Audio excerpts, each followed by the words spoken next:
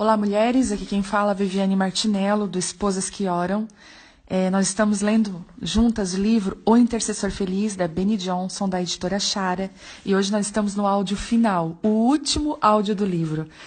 Antes de terminar, eu gostaria de falar para vocês que foi um dos livros que eu fiz com uma leveza impressionante, um livro maravilhoso, não houve nenhum atraso de áudio. Ele foi um livro que me ensinou muito e creio também que ensinou cada uma de vocês. Nós vamos começar nesse áudio, final, algumas questões sobre intercessão e oração que a Beni responde. Vamos lá? Perca-se nele. Todas as palavras deste livro convergem para uma coisa: tempo com Deus. Existe um lugar em todos nós que não pode ser preenchido por nada senão por Deus. É um lugar profundo onde estamos com o nosso Pai Celestial. Para chegarmos ali, precisamos nos aquietar e aprender a senti-lo e a conhecê-lo. Hoje à noite, quando deitar sua cabeça sob o travesseiro, permita que tudo relacionado ao seu dia desapareça e comece a pensar nele.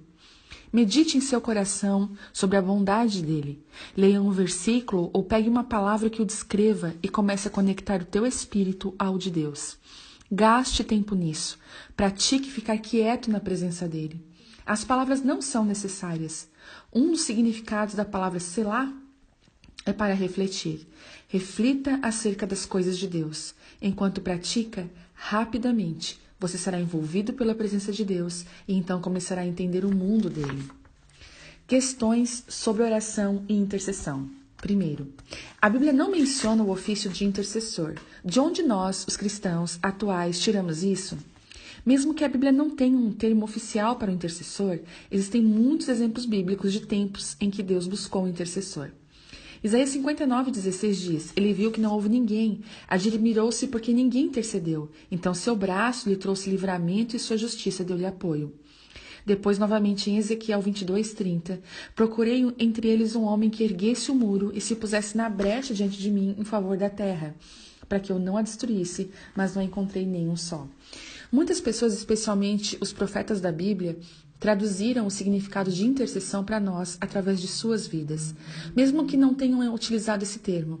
Um deles foi Moisés. Ele se posicionou diante de Deus em muitas ocasiões para pedir misericórdia em favor do povo de dura cerviz.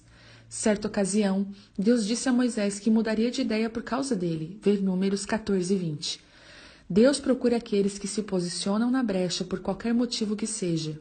Outra coisa demonstrada nesses versículos é que Deus realmente deseja que trabalhemos com Ele pelo seu reino. 2. Qual é a diferença entre oração e intercessão? Oração no Antigo Testamento é o mesmo que intercessão. Na grande maioria das vezes, no Novo Testamento, a palavra oração significa adorar, pleitear e solicitar. A definição da palavra intercessão no Novo Testamento é semelhante à oração. A palavra paga, traduzida como intercessão no Antigo Testamento, significa por violência, por força, encontrar-se, cair. Não existe uma diferença entre as duas palavras, exceto pela parte violenta, paga, da intercessão. Isso envolve uma característica muito mais intensa de oração. Creio que a intercessão é a ação de pleitear em favor de alguém, a tentativa de conciliar uma disputa ou uma oração a Deus.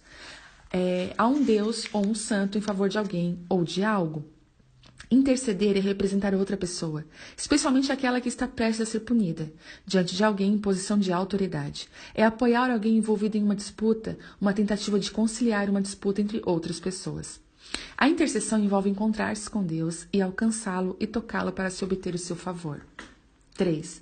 Todos nós somos chamados a orar e interceder? Sim, somos. Todos nós fomos chamados para ter um relacionamento com o nosso Pai.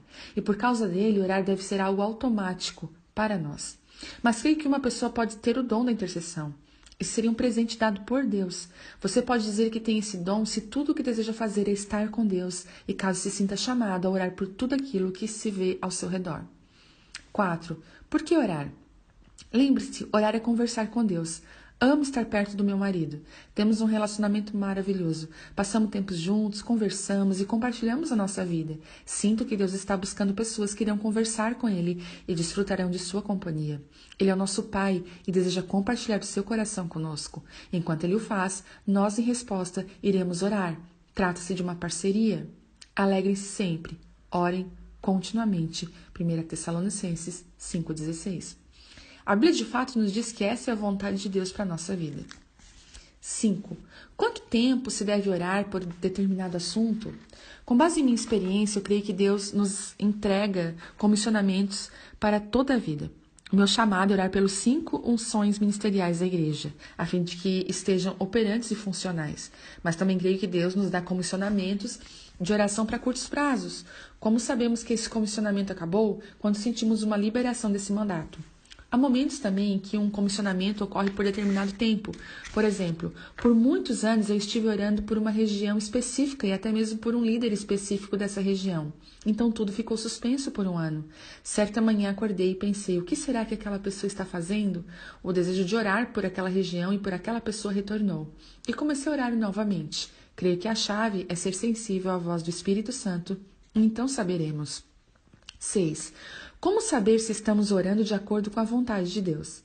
Para ser sincera, há momentos em que vamos errar e a partir disso aprenderemos. Sempre devemos utilizar a Bíblia como guia.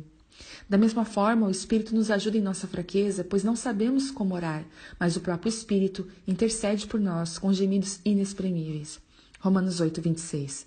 O Espírito do homem conhece o homem, bem como o Espírito Santo. Ele conhece o Pai. Então, se buscamos o Espírito Santo, teremos maiores chances de que nossas orações estejam no rumo certo. Devemos ser cautelosos quanto à manipulação da oração. Abordei isso no capítulo 10. 7. Quando devemos nos esforçar em oração? Para mim, a oração de trabalho não é algo sobre o qual eu dedico ou decido. É a oração de trabalho que vem sobre mim. 8.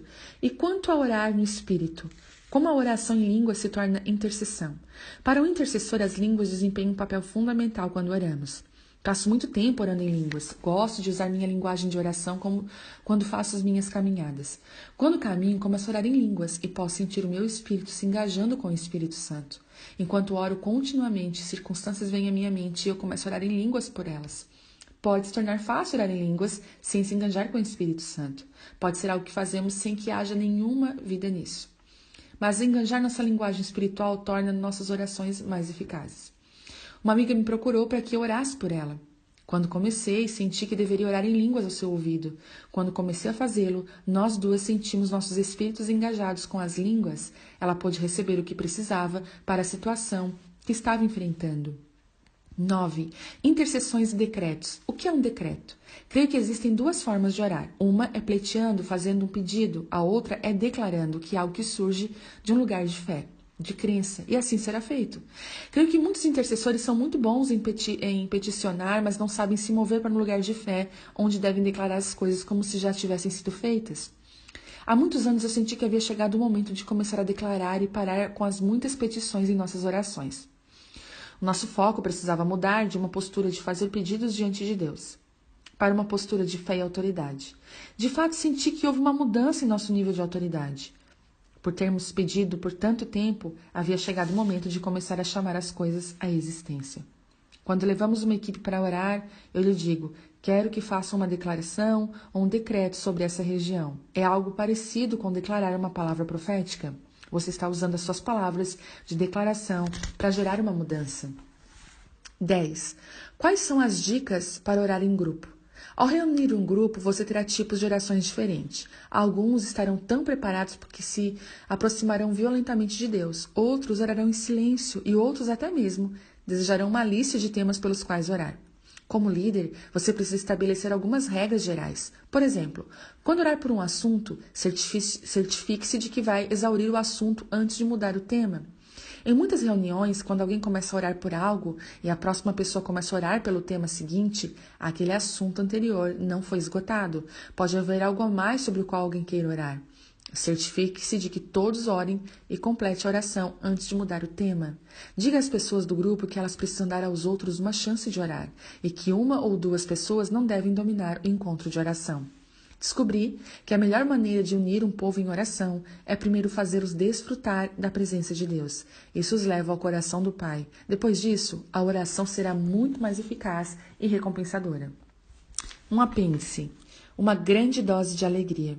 A alegria significa sentimento de felicidade ou prazer. Existem outras palavras associadas à palavra alegria. Felicidade, prazer, êxtase, gozo, divertimento.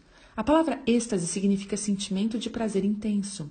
A palavra alegria aparece 182 vezes na Bíblia. Eu separei vários versículos para que você leia. Sinto que é importante incluir esses versículos neste livro. Eles são lembretes da importância de que devemos ser um povo alegre, de sermos quem fomos criados para ser. Não apenas isso, mas também é importante que nós, como cristãos, representemos o nosso Pai Celestial aqui na terra. Ele é amoroso e alegre. Do céu, ele está rindo. A maioria dos versículos tem várias versões para você desfrutar. Fizeste dele uma grande bênção para sempre, lhe deste a alegria da tua presença. Salmo 21:6. Alegrem-se, porém, os justos, exultem diante de Deus e regozijem-se com grande alegria. Salmo 68:3. Prestem culto ao Senhor com alegria, entrem na sua presença com cânticos alegres. Salmo 100:2. Contentamento é experimentar felicidade e prazer. Nos seguintes versículos, vemos que estar na presença de Deus nos traz contentamento. Porque com alegria saireis e em paz sereis guiados. Os montes e outeiros romperão em cânticos diante de vós, e todas as árvores do campo baterão palmas. Isaías 55:12. Vocês sairão em júbilo e serão conduzidos em paz. Os montes e as colinas irromperão em canto diante de vocês, e todas as árvores do campo baterão palmas. Isaías 55:12. Outra versão. Vocês sairão com alegria, serão conduzidos com uma vida plena. Os montes, as colinas vão conduzir o desfile, transbordando com canções. As árvores da floresta vão se juntar ao cortejo, sem economizar aplausos.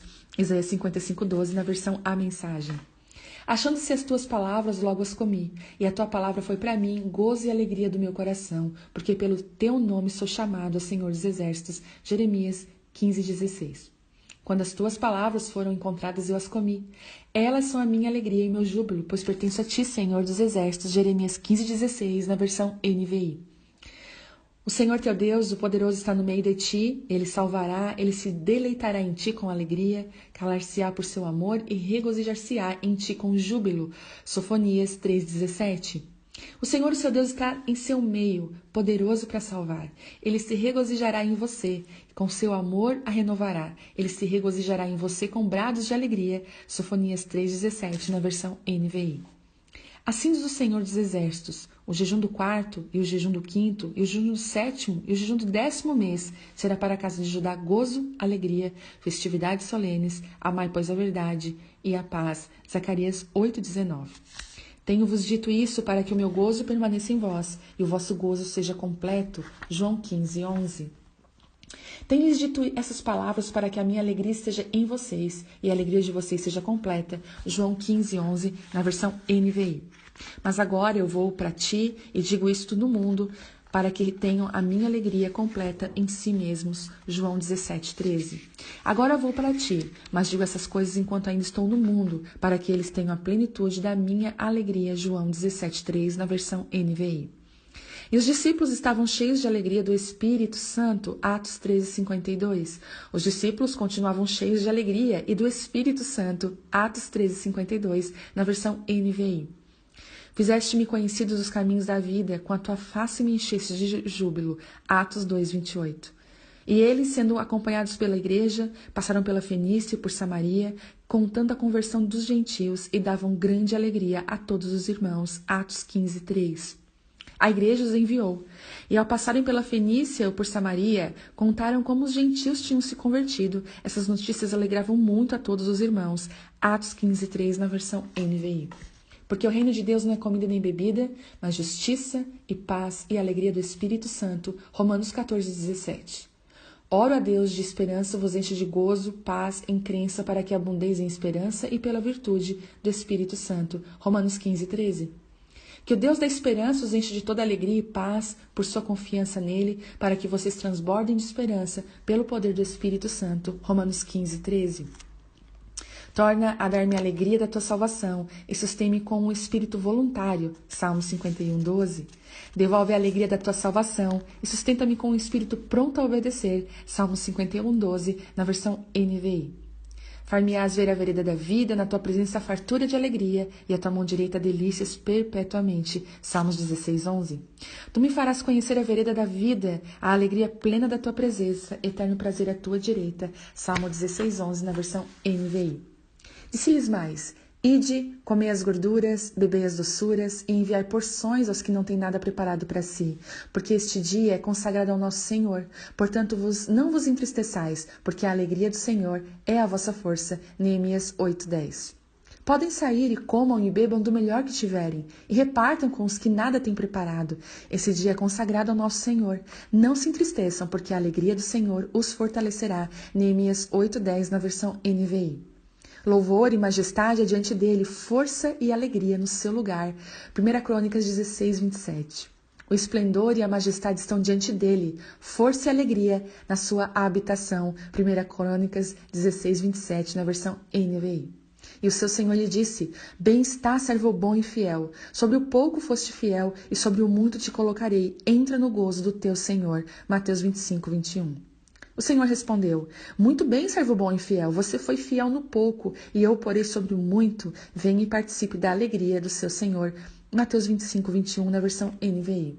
Olhando para Jesus, autor e consumador da fé, o qual, pelo gozo que lhe estava proposto, suportou a cruz, desprezando a afronta, assentou-se à destra do trono de Deus. Hebreus 12:2. Tendo os olhos fitos em Jesus, autor e consumador da nossa fé, ele, pela alegria que lhes fora proposta, suportou a cruz, desprezando a vergonha e assentou-se à direita do trono de Deus. Hebreus 12:2, na versão NVI. Glória a Deus, encerramos o livro hoje, e encerramos da melhor maneira, ouvindo a palavra de Deus que traz vida. A todas as mulheres que ouviram, homens também que me procuraram falando que ouviram os áudios, todos os intercessores de todas as igrejas, que vocês sejam abençoados, equipados, para serem tudo aquilo que Deus chamou para ser, e se preparem para o próximo livro que está chegando. Na próxima semana, áudios novos. Que Deus abençoe a cada um de vocês.